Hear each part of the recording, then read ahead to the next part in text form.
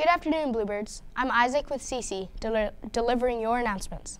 Happy birthday to Ben Bott, Nora Agrui, and Lucas Fetters. On this day in history, specifically April 19th, 1995, the Oklahoma City bombing occurred. It was one of the worst domestic terrorist attacks on American soil before 9/11.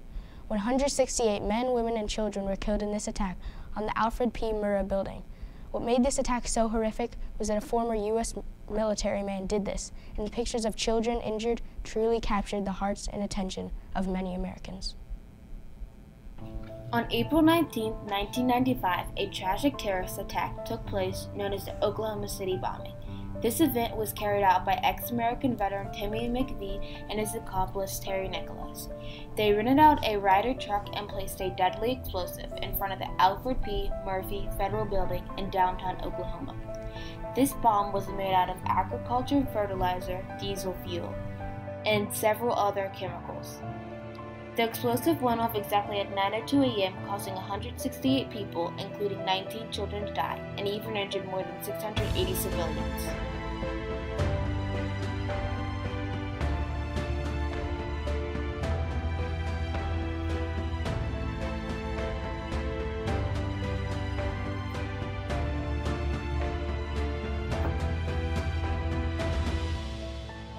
The bomb blew off the building's entire north wall and caused damage to more than 300 surrounding buildings. But on June 11, 2001, Timothy McVeigh was executed by lethal injection. Terry Nicholas, the getaway driver, is still living in prison today. This event has affected and caused havoc on thousands of lives. April 19th will forever be known as the memorial of the Oklahoma City bombing.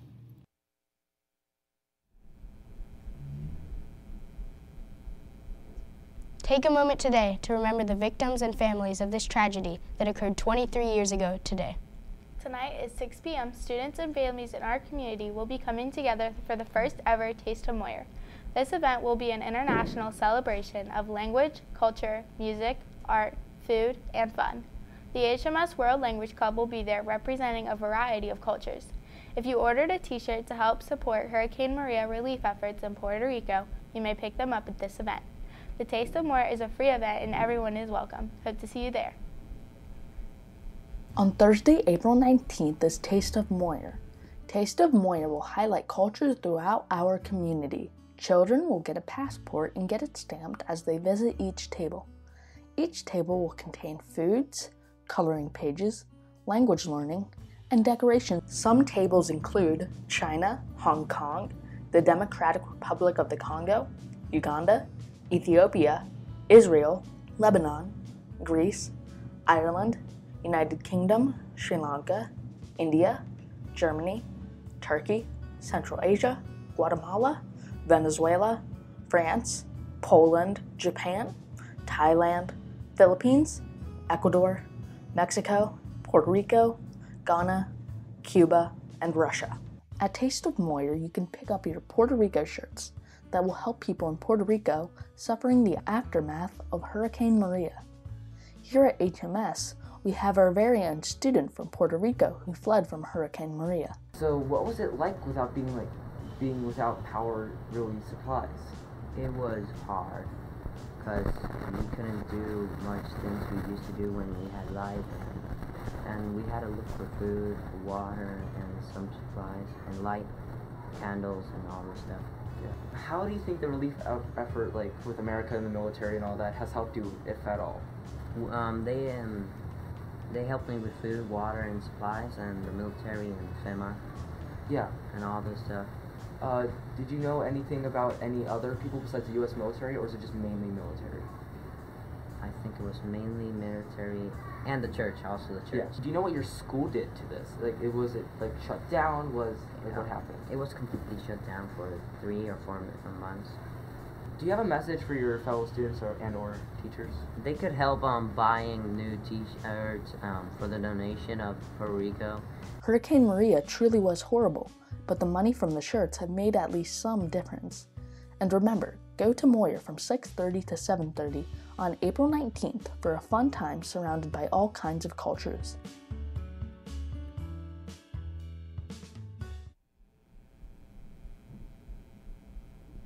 The The video mentioned that the event starts at 6:30, but it really starts at 6 and ends at 7.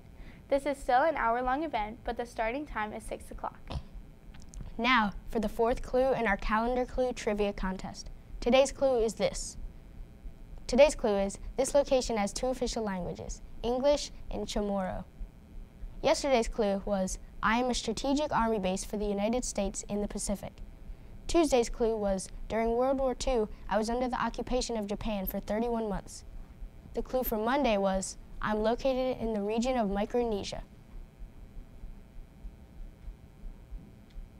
If you know the answer, go to the library and fill out a slip with your answer. The winner and answer will be announced tomorrow. Coming up this weekend is our district art show. The art show will take place at the high school. There will be artwork from some of our very own middle school students as well as other students from across the district.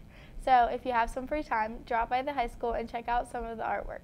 Here's a flyer with all the information. The pieces will be available for viewing Friday, April 20th from 5 to 7, Saturday, April 21st from 5 to 7, and Sunday, April 22nd from 1 to 4. Mark those times on your calendar and make plans to attend. Now, for the second part of our 2-part series on Elon Musk.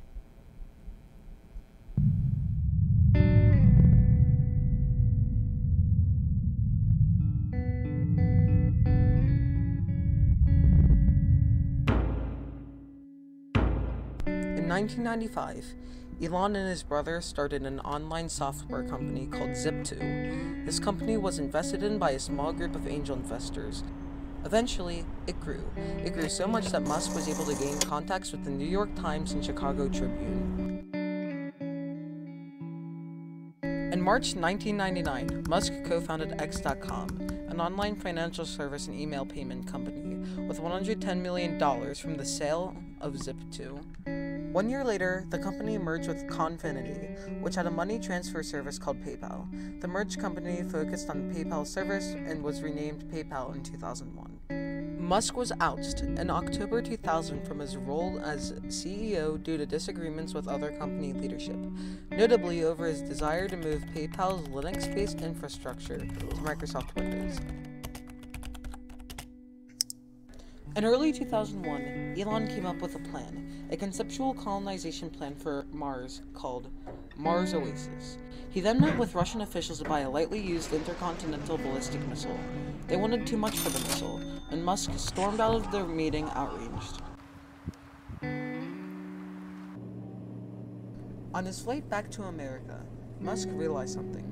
The total parts for building a rocket only took up about 3% of the total cost of a launch. It was concluded that, theoretically, by applying vertical integration in the module approach from software engineering, SpaceX could cut launch price by a factor of 10 and still enjoy a 70% profit. Musk then founded SpaceX in 2002, with the goal of making a true spacefaring civilization out of humanity through entirely reusable rockets, but this is only the beginning.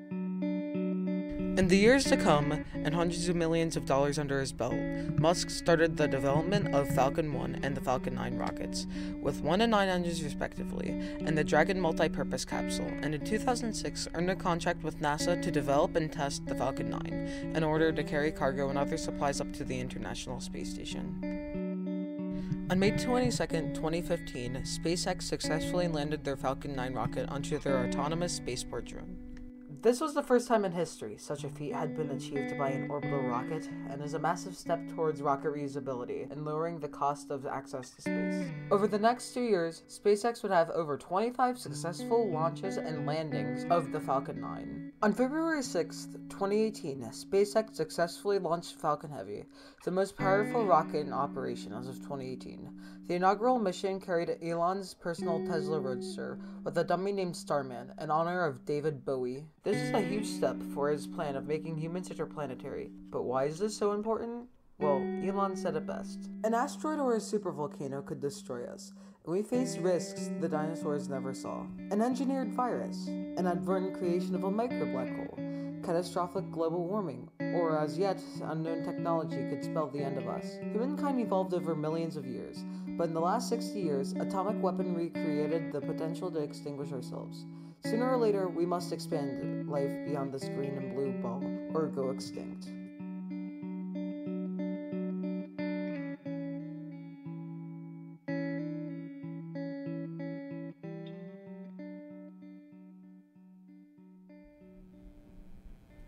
Keep watching the news for more of Elon Musk's pioneering adventures into space.